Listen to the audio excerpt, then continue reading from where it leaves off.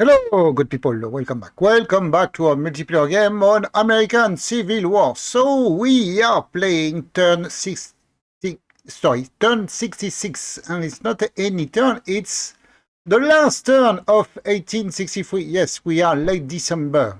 So, remember on the last video, we were facing a situation where we had how can I say that? A potential trap that I was feeling it was a trap set by the Confederates when we had an incursion of Confederate cavalry through our line in Maryland. And we had Stuart with some cavalry who tried to sneak in. And I was expecting him to retreat, knowing that the weather is really bad and that there is snow. And I was feeling that if he wanted to retreat, so in order to attract some of my units that I moved, by the way, in order to engage in kind of a major battle, you know, calling the other units which are around to join the battle and so on. And so I closed the gap here, the gates. But what I was not expecting, and this is something which is always puzzling me, and also credit to my opponent for being very aggressive, is that instead of going south and going back toward their line and their supply source of supply, no, he went north. So Stuart with a lot of cavalrymen, they were sitting here in Montgomery, Maryland, not Montgomery, Alabama, correct? There is a... It's not Montgomery, it's not the capital city of Alabama? Maybe I'm right, maybe I'm wrong. Anyway, where is Alabama? It's over there, no? Anyway, where is Alabama? It's there. Texas, Louisiana, Arkansas, Mississippi. Where is whatever. Okay, forget about that. So yeah, instead of going north, instead of going south, going back to his line, no, what he did, he pushed north. And also what I'm always surprised is that the speed and the capacity of the Confederate forces, not only to move very quick, but also to be able to capture the full... They just spent a few days with a couple of thousand of cavalrymen, and they are able to take control of the territory. So he was there when I would try to intercept him, and he moved north and he took Gettysburg, which is the second time I think in the game that Gettysburg is taken. Anyway, but he was there. He managed to get this place, which is Carroll, Maryland, and then after he moved there. Do we have any... I think that we have the battle, correct? Yeah, we lost yeah. So unfortunately, I lost the militia which was staying there. He has 8,000 cavalrymen. Only cavalry. And he just moved from here to here, and he managed to take the forts and also to manage to take the territory, which is very annoying because this is the only rail network that I have to supply the army of McClellan. We don't have any more supply anymore going there. You see? There is only this railroad which is going from Baltimore to Fredericksburg. No, Frederickstown, every time I make the difference. And they are there. So, this is very annoying, knowing that, of course, we have not managed to catch this guy, and that now he's sitting in north in Gettysburg. So, what he will do, I have nothing to... Maybe, I don't know if he will keep on moving. As you see, he has, I think he will have, he can capture the supply warehouses that we have here and there. But as you see, the more he advances, the less cohesion he has. So I have no idea what he's going to do. So my goal now are to take this urgently to take this territory back in order to reconnect our troops which are staying there to our supply source in Baltimore. Baltimore is, I think that we have some defense, so don't worry, we can defend Baltimore against this guy. The only thing is that yes, I need to capture this. I need to capture and you see here, I spent 15 days because one turn is 15 days with a full army of how many troops I have there? 16,000 men, infantrymen staying there, and I can only get 86% of the military control of the place. I don't know how he managed this to be so good in terms of moving troops, capturing the field, and not only capturing, moving so quick, but also to be able to capture to make the military control. So what I'm doing, okay, of course I try to keep the lock here. I'm going to, of course, to capture this because he managed to put a small infantry militia which is staying there. I'm going to move one division. What is a friend? What is your name, my general? Ace. Okay, Ace, Alexander Ace, I believe. Okay, so he's going to move to take to control back of this territory. But at the same time, I know this is very.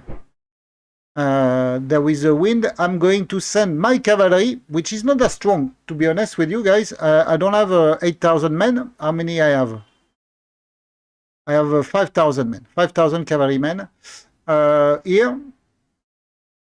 So if he wants to move back to his line using this place. So if he has to move, yes, he has 8,000 guys, but they are exhausted. And he will have to cross the river. So potentially, it will be it can be a match. But knowing, of course, that my officers are not that good for 1-1 versus this guy, Stuart, which will be a superstar, I'm sure. So yeah, so this is the situation that we have in East Virginia. Because we have the West Virginia, correct? And, no, it's not East Virginia, it's Virginia, correct? Virginia and Maryland. Yeah, in Maryland. So this guy there, I don't know if he want to push, because he can push, but I have no troops in the north to intercept this guy.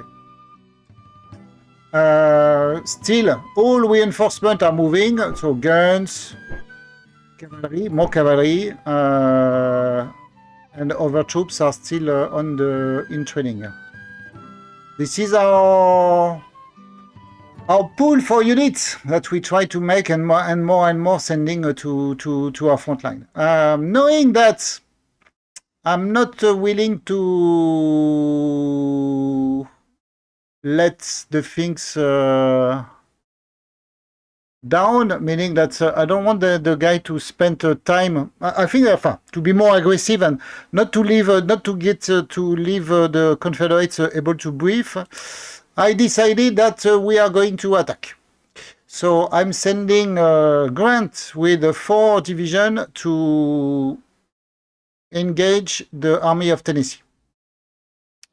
I don't know if he's going to stay there for a long time. My fear is that he's going to commit these troops, but they need to cross the river. So I don't know if they are able to commit or not. Because I believe this guy is attached to the Army of Tennessee. But since we have now 4 divisions which are quite strong, not even, well, they are strong. Even if it's winter, I know that I'm going to suffer some attrition, but I think it's we have an opportunity to engage in favorable, in good terms, the Confederate Army. We need victories. We need victories. As you know, yes, our national morale is really bad. So nothing that we can do. So on this one, so yes, I'm going to try to engage this guy. And hope that we can, best case,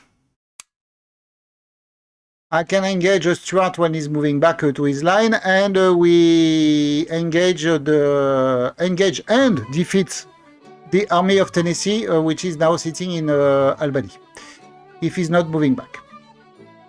Let's see what is happening. You never know, okay? I have seen many surprises that I had, and I think there will be more and more to come. So we have this situation. Besides that, yes, nothing more happening because of the winter. So I try also to limit our operation due to the potential attrition that you may face when you are moving your troops into snowy terrain. Again, a lot of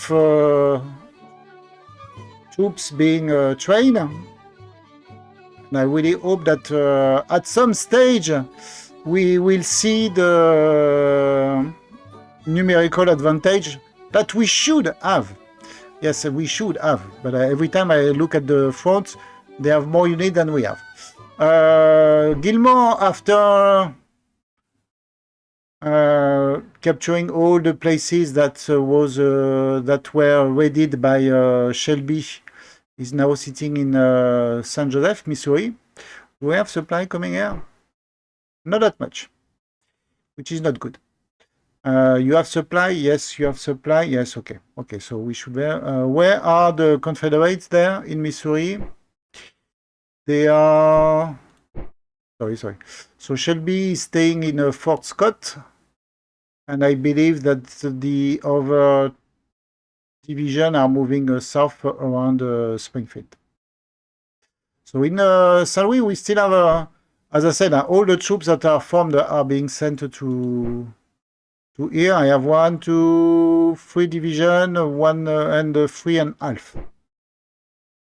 So 2 divisions need to be addressed to face the division that we have there, and potentially I can send 1 more division somewhere, 1 staying as a strategic reserve. Nothing more happening in Illinois that we have. So how many troops here? Here he has what? 1, 2, 3, 4. 1, 2, 3, 4, 5 division. 1, 2, 3, 4. How many division he has? It's incredible. Mosby was not a bad guy.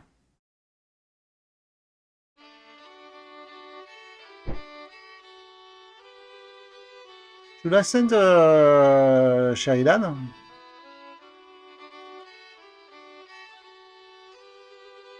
Let's see on the next video. So we are late December.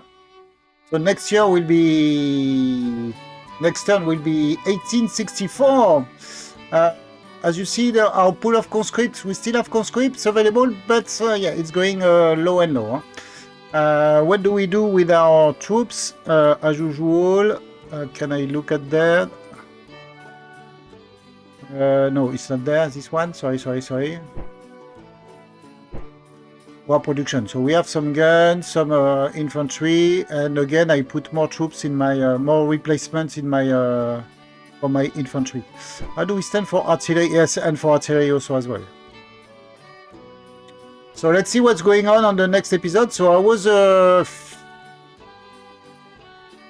suspecting a trap over there. Actually, it's not. It's just a deep raid, and he's taking advantage of the gap into our line to move some cavalry.